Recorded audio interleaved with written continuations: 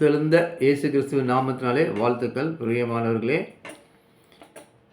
1 யோவான் 3 4 வசனத்தில் படிக்கும் பொழுது, எங்களுடைய ஐக்கியம் பிதாவோடும் அவருடைய குமாரனாகிய இயேசு கிறிஸ்துவோடும் இருக்கிறது. உங்கள் சந்தோஷம் நிறைவாக இருக்க முடியவைகளை உங்களுக்கு எழுதுகிறேன். அல்லேலூயா. பாருங்க தேவ பிள்ளைகளே, நம்முடைய ஐக்கியம் யாரோடு இருக்க வேண்டும்? பிதாவோடும் குமாரனோடும் நாம் ஐக்கியம் இருக்க வேண்டும். அப்போது நாம் ஜெபிக்கிறவர்களாக நாம் ஆண்டவரோடு உறவாடுகிற ஒரு மக்களாக இருக்க வேண்டும், அவருடைய பிள்ளைகளாக இருக்க வேண்டும். அப்போது நாம் என்ன ஒரு வேலை செய்தாலும், என்ன ஒரு திட்டமிட்டிருந்தாலும் அதை ஆண்டவரிடம் போய் நாம் விசாரிக்க வேண்டும். ஆண்டவரே, இந்த வீட்டை நான் கட்ட போகிறேன், இல்லை புதுசாக வீடு வாங்க போகிறேன், என் மகளுக்கு திருமணம் நடக்கணும், இந்த வீட்டில் நான் அலைன்ஸ் பார்த்துருக்கேன், என்ன பண்ணலாம், இது எப்படி நான் இதை நான் ஆரம்பிக்கிறது முடிக்கிறது எப்படி என்று நம் ஆண்டவரிடம் கேட்க வேண்டும்.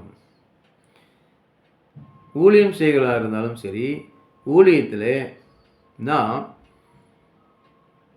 இன்னும் அதிகமான ஆத்துமாக்களை ஆதாயப்படுத்திக் கொள்ள நாம் ஞானத்தை ஆண்டவரிடம் கேட்க வேண்டும்.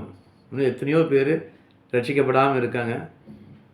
அவர்களை எப்படி நாம் ரட்சிப்புகள் நடத்துவது, அப்படிப்பட்ட ஞானத்தை நாம் கொடுங்க ஆண்டவரின் கேட்க வேண்டும். அந்த ஞானத்தை ஆண்டவர் நிச்சயமாக கொடுப்பார். எல்லாரும் ரட்சிக்கப்படுவது தான் ஆண்டவருடைய சித்தமாக இருக்கிறது. அப்போது நம் வாழ்க்கையில் எந்தவித இடரலும் இல்லாமல் நம் ஆண்டவருடைய ஆலோசனையை பெற்று நம்முடைய ஐக்கியம் பிதாவோடும் குமாரனுடைய கிறிஸ்துவோடு இருக்கிறபடியால் நமக்கு ஆண்டவர் கொடுத்திருக்கிற சந்தோஷம் எப்படி இருக்குமோ அந்த சந்தோஷம் நிறைவாக இருக்கும் என்று ஆண்டவர் சொல்கிறார். நம்ம கேள்விப்பட்டிருக்கிறோம், அடிக்கடி அந்த வார்த்தை நமக்கு தெரியும். உங்கள் துக்கம் சந்தோஷம் மாறும். ஆம், நம் துக்கம் சந்தோஷம் மாறும். பிறகு அந்த சந்தோஷம் கிறிஸ்துவுக்குள் நிலைத்து இருக்குமா?